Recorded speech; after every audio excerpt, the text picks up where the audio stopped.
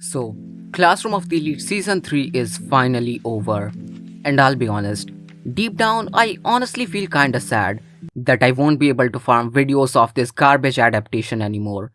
Like, this seriously has to be the only time where I'm glad that the anime is over, and I'm genuinely hoping that we never get another season, especially if it's by Studio Lurch again. But let's not get sidetracked and talk about the cut content for this final episode of season 3. There are so many skipped and rushed moments these final two episodes that there's actually going to be cut content in this video talking about the cut content. That's how horrendous this adaptation is. And because I don't want to make the video too long, I won't be going into the details for most of these scenes, and I'm gonna have to completely skip some moments as well.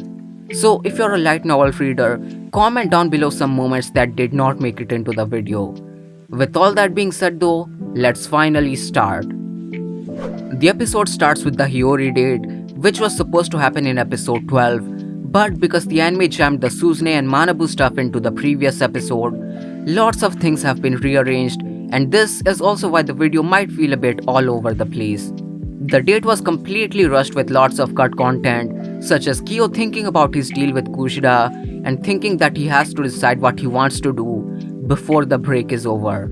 His thoughts also hint that this meeting with Hiyori is completely planned and it's going to be important for something he plans to do with Kei before their spring break ends.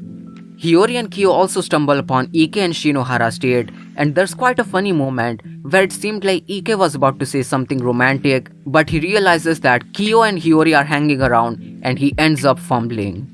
And while they are talking about the special exam and Ryuen, Kyo also has a really interesting monologue about Hiyori where he says that even though he's sure they both have lived completely different lives, he thinks that they share similar thought processes and ideas, which causes him to have doubts about her. And he also says that he's gonna have to re-evaluate his opinion of Hiyori. Then we have the Horikita bet, which was jammed into a few seconds and completely changed around the end of the episode. This was originally supposed to happen after the Ichinose meeting because Kyo reveals that he's the one who planned to fight Class A during the special exam. Their bet was way more dramatic in the light novel, with them standing at the staircase with Kyo's back turned against Horikita. They both intentionally try to get under each other's skins in order to get a reaction, such as Horikita saying that Kyo is all talk because he couldn't even beat Sakayanagi, and Kyo acting extremely confident to the point where Horikita is dumbfounded. Then Horikita says that she wants to test him on her own metric to understand just how strong he is and whether his abilities are even worth hiding or not. And unlike the anime, Kyo is the one who suggests to compete during a written test and says that Horikita can decide which subject they're competing on, and he doesn't care if Horikita decides on the subject right before the exam, because that would have required him to have studied every single subject in preparation. Next up we have the Ryuen and Kanzaki scene, which was really condensed in the anime. In the LN, their conversation was way longer, and it was funny as hell watching Ryuen and Kanzaki talking all seriously while Hashimoto is instigating them from the sidelines. And the anime also cuts out this wild illustration of the three of them taking a piss together with Kanzaki lining up in the stall next to Hashimoto as a show of intimidation. This entire conversation feels like a fever dream with how wild it is, and it's honestly one of the funniest moments in the entire series. After that, we have the confrontation between Kyo and Ryuen. This was also really condensed in the anime, but I'm sad they cut out Kyo, straight up saying that their class is going to be in the high ranks, and Kyo even says that he might end up getting expelled. Also, I was not expecting that Sakuga jump scare. Like, that scene genuinely took me by surprise, easily the best animated scene in this entire season. Now we move on to the Ichinose scene. First up, Ichinose did not want to go to her room and just wanted to stay in the rain. So to get her to head back, Kyo threw away his umbrella and started getting rained on, and then told Ichinose that he's gonna stay there as well. And because of how kind Ichinose is, she basically had no choice but to head back. Then, because Ichinose did not want to go back to her room, Kyo invited her to his room instead. Their conversation was, as usual, way more detailed in the light novel, but the major difference during this scene is that Instead of touching her face, Kyo starts caressing her hair, then moves down to her cheek, and then finally to her lips. This was supposed to be a really intimate moment, but the anime completely changed it. Then we have the line of Kyo saying that he's gonna be the one to deal the finishing blow to Ichinose. This is an interesting one because, according to some fan translations, the word Kyo uses in Japanese completely changes the context of that scene. I'll put the translation on screen so you guys can check it out for yourself.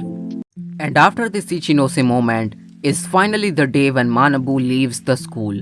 As you know, it was rearranged into the previous episode, but the anime completely cut out what happens after Manabu's departure.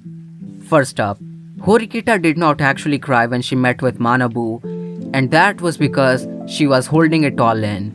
And after he finally leaves, Horikita starts getting overwhelmed and tries to leave so Kyo won't be able to see her. But Kyo actually starts following her as a payback for all the trouble she's caused him the entire year. And after Kyo tells Horikita to let it all out, she finally breaks down crying.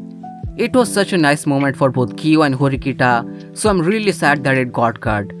And the bad news doesn't end there, because what gets skipped after this genuinely makes me mad. After Horikita calms down, Kyo tells her about his deal with Koshida and tells her that he wants to expel her. But he now leaves it up to Horikita to decide what to do with Kushida. Horikita says that she doesn't want to get rid of any classmates unless they are holding the class back, and because Kushida still does a lot for the class, she doesn't want her expelled. Kyo still says that he wants to get rid of her, but he will leave it up to Horikita. He then also tells her about Nagumo and asks her to join the student council if she loses the bet. And then we have one of the most interesting monologues from Kyo that completely changes a lot of things. I don't think I'll be able to properly summarize it, so I recommend you guys to pause and read this. Kyo thinks about Manabu's final words to him about leaving an impact on the students and thinks about what he can do to achieve that. He thinks about helping them nurture and making them compete to reach even greater heights. And thinking about all this makes him really excited and thinks about how fun it's going to be. He then thinks about his original goal at this school, and then he thinks about how much his heart has grown, and he thinks that it's still gonna grow. He tries to tell himself that, but it doesn't work. His own impression about himself were not connecting with him, and then he feels like a part of him which was sealed off had broken, and starts to feel anxious as he wonders if he will even be at the school around this time next year. This is one of the most interesting moments in the entire series, and the anime completely skipped it. I will genuinely never forgive this anime adaptation. Then we actually get a Matsushita POV chapter, which starts with her talking about her past and straight up saying that she's one of the best students in the class and she's hiding her true abilities. We also see her thoughts during the cafe conversation with the girls, and you can see her trying to manipulate and guide the conversations like Kyo does. Obviously, there are differences between them, such as Matsushita not minding the girls' talk and genuinely wanting to stay friends with them.